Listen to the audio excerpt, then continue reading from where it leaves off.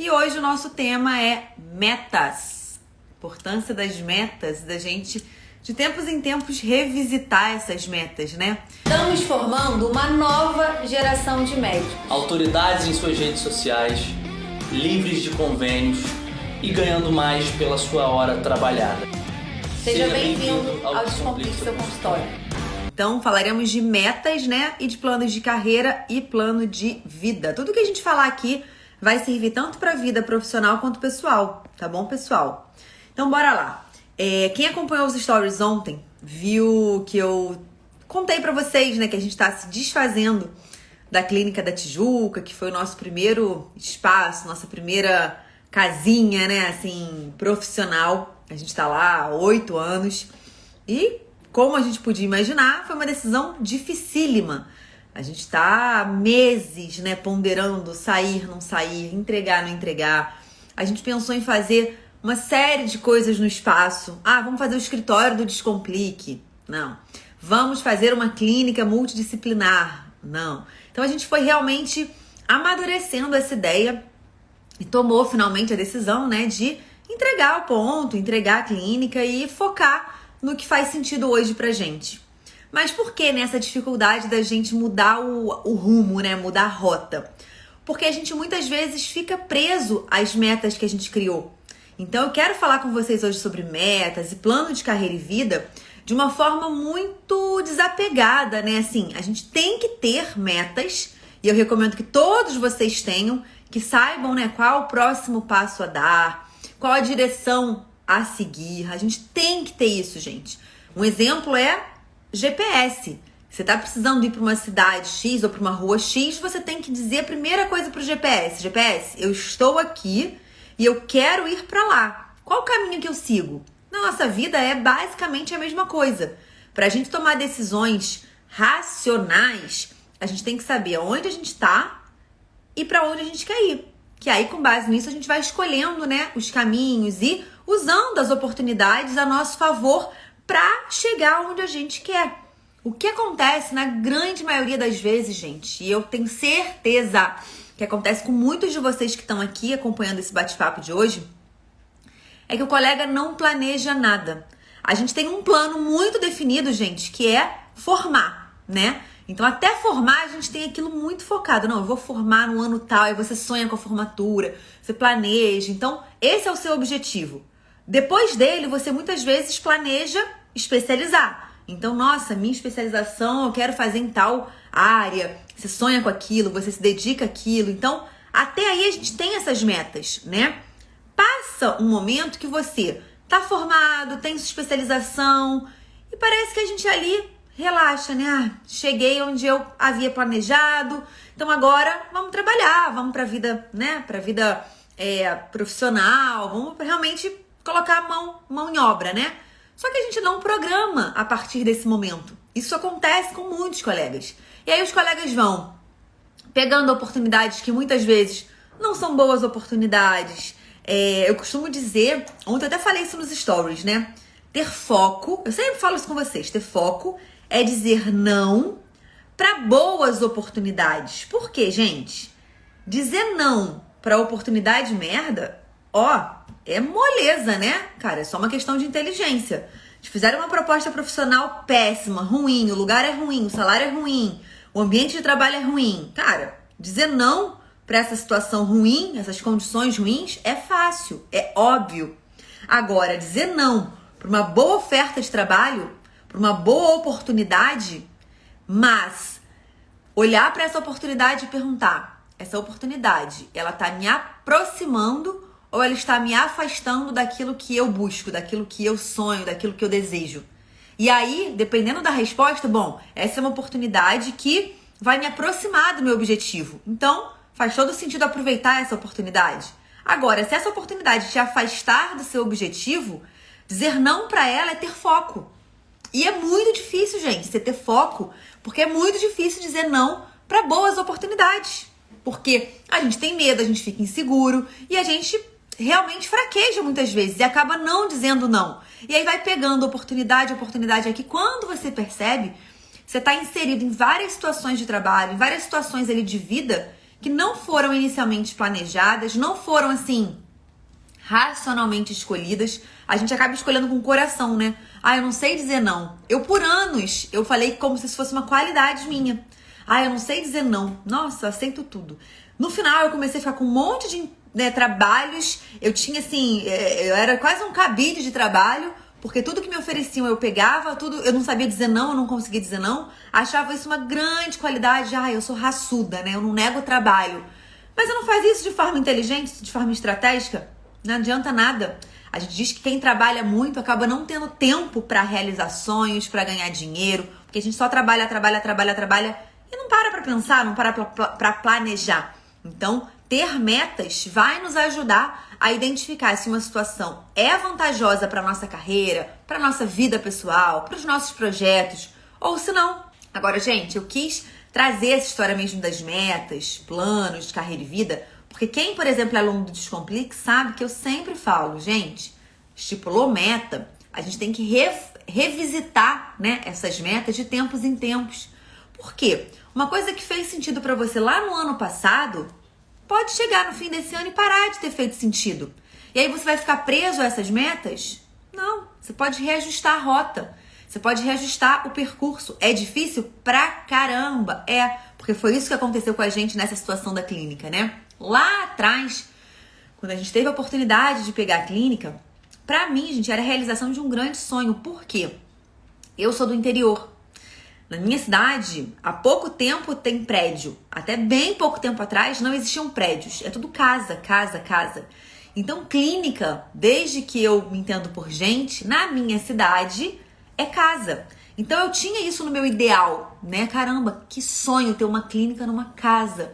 E eu alimentava esse sonho, apesar de achar que isso era quase impossível. Porque Rio de Janeiro, casa, é escasso, né? Você não tem, é muito prédio comercial. Quando houve a possibilidade de a gente pegar a Clínica da Tijuca, eu realmente vi como assim, a minha menina dos olhos, sabe? Caramba, eu vou conseguir ter a minha clínica no formato casa, assim como eu sempre sonhei e achei que fosse ser impossível. Então, realmente ali foi a realização de grandes sonhos nossos. De realmente sentir que, caramba, as coisas estão acontecendo. Foi ali que a gente teve a sensação da agenda cheia, que a gente sempre sonhou. Foi ali que a gente teve, né, os nossos primeiros feedbacks profissionais dos pacientes voltando, dos pacientes fidelizando. Ali que a gente fez nossas primeiras festas, né? A gente fez alguns eventos com pacientes. Teve um Natal que a gente fez uma festa de Natal que foi incrível. Depois até vou tentar resgatar umas fotos para mostrar para vocês. Enfim, ali foi o nosso sonho por muito tempo. Só que com o tempo isso muda, né, gente? Foi o meu sonho numa época que eu amava a dermato. Uma época que eu, caramba, sonhava em crescer muito na dermato, em ser uma pessoa respeitada dentro da dermatologia. Eu queria ter uma gama de outros médicos trabalhando na minha equipe. Eu queria ter essa estrutura grande. Eu queria isso, né? E na época fazia muito sentido ter uma casa de 3 andares, com não sei quantas salas. E tudo se encaixava. Era só uma questão de respeitar as etapas que aquilo estava sendo construído, né? Só que abrimos uma clínica aqui na Barra, começamos a ver que a qualidade de vida aqui era um pouco melhor. No final das contas, mudamos aqui pra Barra. Então, hoje a gente mora muito pertinho da nossa atual clínica daqui. A gente começa a privilegiar mais qualidade de vida do que deslocamento. Então, tudo isso vai pesando. Outro motivo, né, pra gente ter realmente se libertado aí dessa primeira clínica nossa foi o quê? O meu encantamento pelo Descomplique. No momento que eu amo estar aqui, dando aula, passando conhecimento, acompanhando os alunos, ficando nos bastidores, qual que é o sentido de ter 2 espaços, com 2 custos, com 2 volumes ali de pacientes e demandas de... Imagina ter é uma coisa, ter 2 espaços, a gente vai dobrando, né? As responsabilidades, os problemas, as necessidades, então perdeu o sentido. Mas que é muito difícil a gente mudar a rota, porque você se questiona, né? Você, caramba, eu quis tanto isso, agora eu já não quero mais. Você fica com medo de estar sendo confuso, de estar sendo ingrato. Caramba, pedi tanto pra Deus isso, agora que eu tenho isso, eu já não quero mais isso. Que ingratidão. Então, esses são sentimentos que eu tô dividindo com vocês, que eu passei há pouquíssimo tempo, dias, semanas. Medo de ser ingrato, medo de estar jogando uma coisa que foi muito importante pro alto. E aí, vencer esses medos é muito difícil. Então, assim, eu e Cláudia, a gente fez várias reuniões do tipo, não, vamos pensar melhor. Vamos fazer o que nesse espaço? Não vamos entregar, não. Primeiro, gente, que a gente, quando pegou o espaço, ele era, assim, sucateado. A gente fez uma obra que durou mais de um ano. A gente gastou uma nota na época, isso quase uma década atrás. Se a gente fosse corrigir hoje o que é esse valor, assim, a gente nem entregaria o espaço. A gente fez uma obra num espaço que não era nosso. Mas isso voltou ao longo dos anos, a gente conseguiu recuperar o investimento. Então, quanto a isso, mas realmente, você olha as fotos do início e depois fala, caramba, como é que eu vou entregar um espaço tão bonitinho assim? Enfim, gente, eu quero passar para vocês que não é fácil mudar a rota, não é fácil mudar o objetivo, mas é importante a gente voltar nas metas para avaliar, olha, essa meta aqui, ela continua fazendo sentido para mim? Porque se não continua, troca, por mais difícil que possa ser, mas não fiquem aprisionados, né, escravos de uma meta ou de um objetivo que você tenha definido lá atrás. A gente assistiu uma entrevista, que inclusive é incrível, quem quiser assista, no podcast do Caio Carneiro, com a esposa dele, que é o Podcast, com o Bernardinho, o técnico, né, da Seleção Brasileira de Vôlei. E ele fala que a meta é um alvo móvel. A gente até estava reassistindo esse podcast ontem, reouvindo, né, no caminho da clínica. De tão bom que é esse podcast, então assistam, ouçam, né, com o Bernardinho. Ele fala, a meta é um alvo móvel. Vê se faz sentido pra vocês. Pra mim fez muito sentido. Por quê? A meta sua lá de 5 anos atrás era uma. Você estava num outro momento profissional, você tinha expectativas diferentes, você tinha ambições diferentes, você estava num patamar profissional diferente. Então, à medida que a gente vai avançando, né, de nível, melhorando as nossas condições, a gente vai aumentando as metas, né? Então, realmente a meta é um alvo móvel em que a gente tem que estar disposto a repensar, a se reajustar, né? A realmente aceitar que as coisas mudam e tá tudo bem mudar. Mas confesso que gera aquela sensação de caramba, será que eu tô sendo confuso? Será que eu tô sendo ingrato? Mas não, é só você e os seus projetos que amadureceram e tá tudo bem. Então a minha sugestão, meu convite para vocês que estão aqui hoje é que vocês reflitam se vocês têm uma meta bem definida e metas, né? Não, é difícil de ter uma meta só, de ter metas, né? Eu gosto de dividir metas de curto, médio e longo prazo. Então são metas que, cara, eu quero realizar logo. Tem outras que eu sei que eu amaria realizar logo, mas que elas vão precisar de um tempo de incubação, elas vão demorar para acontecer. E outras metas que são ainda mais, né, distantes, mas que elas têm que estar ali na minha lembrança. E de tempos em tempos é voltar nessas metas. Opa, isso ainda faz sentido? Faz, e assim eu vou continuar. Não faz? Vida que segue, troca de meta, muda a meta, ajusta a meta, né? Então,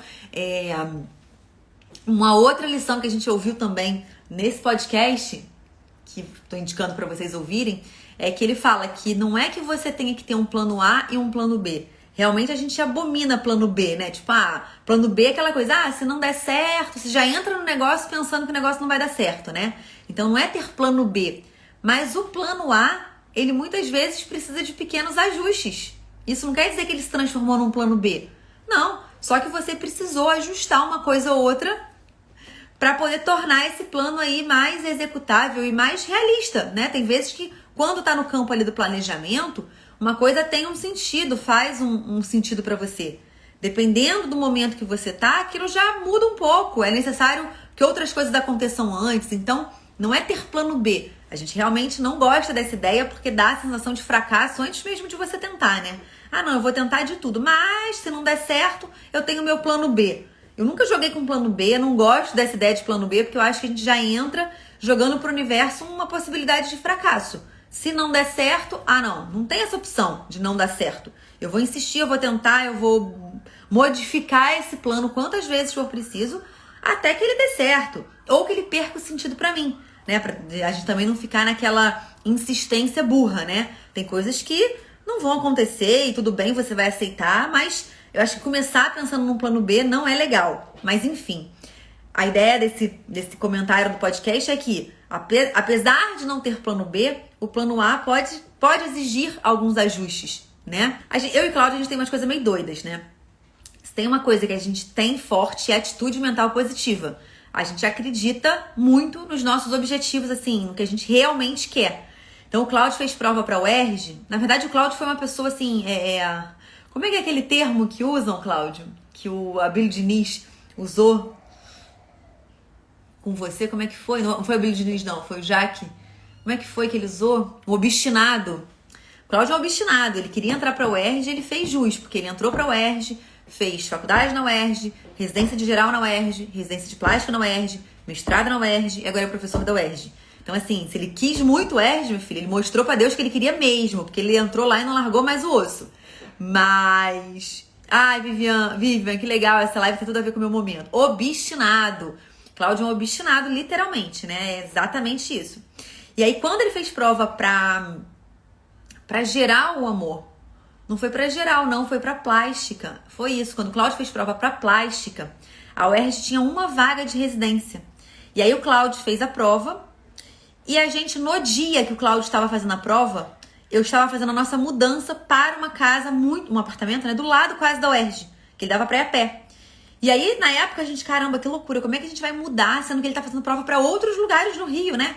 Se ele passar pra outros, cara, a gente não cogitava isso, ele passou pra outros lugares, mas o lugar que ele queria passar era a UERJ, assim, a gente focou na UERJ e falou, cara, não vamos abrir espaço pro universo te oferecer outra coisa. É a UERJ que você quer e vai ser lá. E a gente mudou pro lado da UERJ, ele foi fazer a prova, e eu tava lá limpando armário, realmente preparando tudo pra gente levar a mudança. A gente já dormiu na casa, no apartamento, na véspera. Na primeira noite, né? Antes da prova, a gente dormiu na casa. Então, assim, isso, gente, é energia, atitude mental positiva e acreditar mesmo. Ter fé, né? Tudo mistura muito, né? Esses termos de atitude mental positiva, fé, objetivo bem definido. É realmente você querer muito uma coisa, acreditar que aquilo é possível e, claro, né, gente? Arregaçar a manga e falar, pô, eu vou fazer o que tiver no meu alcance e ir fora do meu alcance pra eu conquistar isso. Senão também você fica uma pessoa meio fanática, né? Você quer, senta e fica esperando Deus te enviar. E não é isso que a gente defende aqui no Descomplique, não. A gente acredita que todos nós podemos tudo o que a gente quer. Tem uma frase, na verdade é tema de um livro, né? O título de um livro, do meu autor predileto, que é o Napoleão Hill, que é o quê? Quem pensa, enriquece. Na verdade, o título desse livro ele vai muito além do enriquecer. O que o Napoleão Hill ele defende, e isso todas as obras dele você consegue ver claramente, ele fala, escreve isso, é que tudo que a mente do ser humano é capaz de pensar, o ser humano é capaz de realizar. Então, na verdade, o quem pensa enriquece só quer dizer que se você pensar em riqueza, você enriquece. Mas se você pensar, o que você pensar, você tem capacidade de realizar, de tornar real. Então, eu acredito muito nisso, o Cláudio também, por isso que a gente é meio louco, assim, em algumas decisões nossas, porque a gente acredita com tanto afinco em algumas coisas que a gente mergulha e vai de cabeça. Realmente, sem considerar plano B, sem considerar e se. A gente não considera e se. E se não der certo? Cara, várias pessoas abordam, né, nessas situações, assim, Clara, mas e se não der certo? Cara, eu penso depois. Nesse momento eu não vou gastar nem 1% do meu tempo e da minha energia pensando se não der certo. Se não der certo, eu penso lá na frente. Aí é um outro problema, um outro momento. Neste momento, eu só vou pensar em tudo que eu posso fazer para tornar isso real. Para tornar isso viável, isso realizável, né?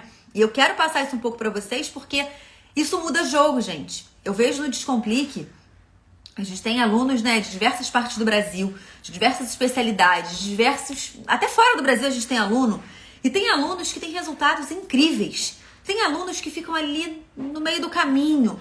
E a gente tenta identificar o que tem de diferente. Pô, o conteúdo é o mesmo, as aulas são as mesmas, o material que acessa é o mesmo. O que faz um aluno ter muito resultado e outro nem tanto? Na maioria das vezes, é a atitude mental positiva, é acreditar na sua capacidade, é o colega ter esse empoderamento. Então, a gente fala muito sobre isso, isso faz muito sentido ser discutido aqui, porque eu tenho certeza que isso impacta nos seus resultados. Então, eu não vou me cansar, ainda mais que é um assunto que eu adoro falar, né? A nossa capacidade de realizar depois que a gente pensa, de que a gente primeiro cria na nossa cabeça para depois, né, realizar. O que fica de mensagem para você que tá aí com a gente hoje se você não tem metas, crie metas.